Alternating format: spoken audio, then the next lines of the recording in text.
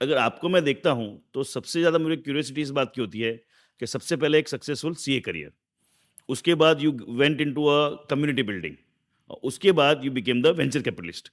आज का जो एपिसोड है वो पूरा वेंचर कैपिटलिस्ट के बारे में है। अगर किसी को वेंचर कैपिटलिस्ट बनना हो तो उसको क्या करना चाहिए? तो to begin with, venture capitalist एकदम सीधी भाषा में किसी को समझना हो तो what do you mean by venture capitalist? Venture capitalist वो आदमी होता है जो कि दूसरे के बिजनेसेस में इन्वेस्ट करता है।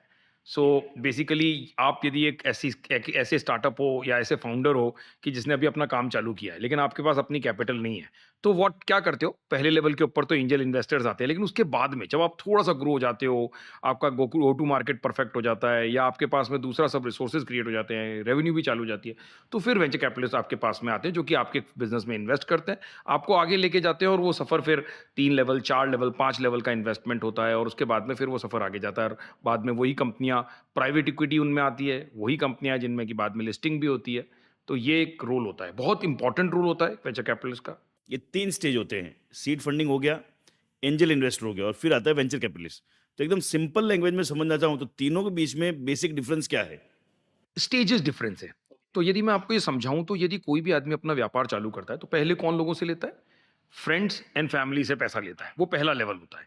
वो लेवल 1 होता है जिसको प्री सीड कह लो, आइडिया स्टेज कह लो, बीज अलग-अलग बोया जगह पे उस टाइम पे। अलग-अलग। हाँ, ओके, सीड फंडिंग मतलब जो मैं समझ पा रहा हूँ कि जो बीज बोया, जो सादी भाषा मतलब उसका जो नाम है वो का वही हो गया, राइट? बस कई बार प्री सीड भी होता है, बिकॉज़ कि जब आप सोच रहे हो उसके बाद में हो रहा है।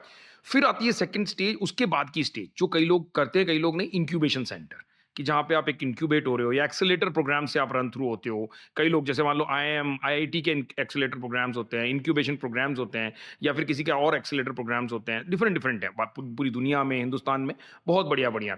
तो कोई लोग उसमें भी से भी गुजरते हैं, कोई ऐसे होते हैं जो सीधे एंजल इन्वेस्टिंग पे जाते हैं, जहाँ पे कि वो ग्रुप ऑफ एंजल्स होते हैं। एंजल कहने के लिए क्योंकि हाँ। आप किसी के व्यापार में लगा रहे हो तो वो एंजल हो गए, उस व्यापार के लिए डेविल एंजल है। एंजल वाली जो चीज़ है कि एंजल हो गए आप, तो उस तरह से एंजल होते हैं, वो स्टेज होती है। तो ये कई लोग ऐसे होते हैं जो डायरेक्टली एंजल इन्वेस्टिंग लेते हैं, जो पहले 2 स्टेजों से फ्रेंड्स और फैमिली और इंक्यूबेशन या एक्सेलरेटर से नहीं लेते हैं, सीधे वहाँ पे जाते हैं।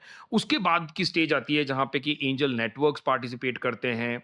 उसके बाद में smaller funds, micro funds, small fund जो होते हैं, वीसी फंड्स होते हैं, वो इन्वेस्ट करते हैं और उसके बाद में लार्ज वेंचर कैपिटल फंड्स आते हैं। तो ये पूरी एक स्टेज होती है। ठीक है, तो फेज़ वाइज़ चीज़ें चलते हैं, हाँ, सारी चीज़ें line to line to line to line line wise चलती लाइन हैं। To line. तो ऐसा हो सकता है कि सीधा-सीधा कोई वेंचर कैपिटलिस्ट के पास पहुँचे? और कई लोगों ने ऐसा किया है, कई लोगों ने ऐसा किया है कि उन्होंने शुरुआत में कोई भी कैपिटल रेज़ नहीं की और अच्छा एक अपना बूटस्ट्रैप करके अपने खुद के बल के ऊपर एक अच्छी कंपनी बिल्ड कर ली है और उसके बाद में वो वेंचर कैपिटलिस्ट के पास में गए। बिल्कुल पॉसिबल है, संभव है। मेरी अंडरस्टैंडिंग के लिए समझो तो मैंने बिज़नेस शुरू किया और उस टाइम मुझे ज़्यादा पैसा नहीं चाहिए। फिर मैं गया सेकंड स्टेज पे जिसको बोलते हैं एंजल इन्वेस्टिंग और उसके बाद में ह्यूज स्केल अप बिज़नेस को रैपिड एक्सपेंशन में जो पैसा चाहिए वो हो गया वेंचर कैपिटलिस्ट, राइट? सो अलग तरह से अगर बोलूँ तो वेंचर कैपिटलिस्ट पे अगर मेरा प्रोजेक्ट या मेरा जो स्टार्टअप है वो पहुँच गया, उसका मतलब वो सक्सेसफुल होना निश्चित है। देखिए, वो बोलते हैं ना पक्का कुछ भी नहीं है, बट वेंचर कैपिटलिस्ट तक बोल बोल दिया मतलब बहुत सारा उसके अंदर चेकिंग हुआ होगा, बहुत सारा उसके अंदर नॉर्म्स वो क्या बोलते हैं चेक किए गए होंगे। तो वेंचर कैपिटलिस्ट तक बोल पहुँच गया मतलब कहीं न कहीं मेरा जो स्टार्टअप है, वो सक्सेसफुल होने की गुंजाइश बढ़ जाएगी, राइट? यस, नॉर्मली हम उसी समय पे जाते हैं जहाँ पे हम एक बिग स्केलिंग लेना चाहते हैं, एक बहुत ही बड़ा जंप लेना चाहते हैं, वहाँ हम वेंचर कैपिटलिस्ट के पास में जाते हैं। नॉर्मली वो series A, B, C, D, E हाँ, फिर कहलाता वो है, बहुत सारी तो वो चीज़ें सब आती चालू हैं। होता है। तो वो पूरी जो सीरीज़ेज़ हैं, वो वेंचर कैपिटलिस्ट की सीरीज़ होती है कि भई आपने प्री कई आजकल प्री ए सीरीज़ भी होती है, प्री बी हाँ, बहुत सीरीज़ भी कुछ है वो होती तो है वो और वो नाम कई सारी नाम आते रहते नाम हैं। होते थे, वो डिपेंड करता है। उसमें वैल्यूएशन भी डिफ़र करता है। आप ये नहीं कह सकते कि 50 करोड़ है तो आपका ये सीरीज़ ए है, 150 करोड़ है तो डिपेंड करता है कि उस कंपनी ने पहले कितने राउंड रेज़ किए और कैसे किए, तो वो होता है।